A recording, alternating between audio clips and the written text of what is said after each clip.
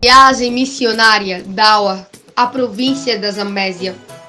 A CIMO, Comunidade Islâmica de Moçambique, fez deslocar o Maulana Mohamed Mansour Hamza e sua equipe de Dawa para a província da Zambésia no passado dia 20 de 6 de 2021.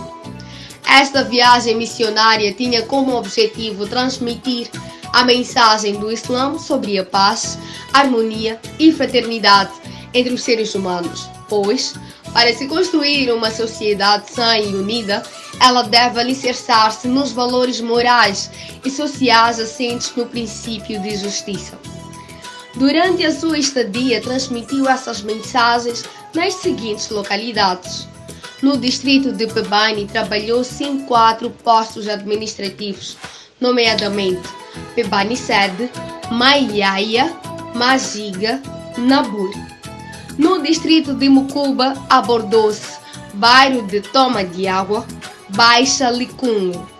No distrito de Namakura, atuou-se no posto administrativo de Macuze. No distrito de Niquadala, visitou-se Niquadala Sede, posto administrativo de Liquar.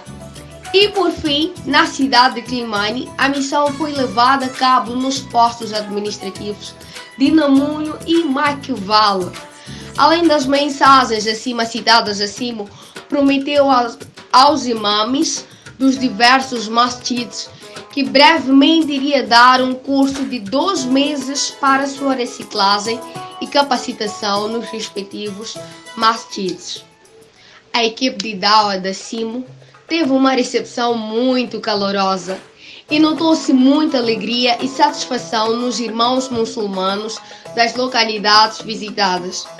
Em todas as localidades houve um apelo para que estas visitas missionárias e educativas fossem frequentes, dado haver uma lacuna do ensino desses valores.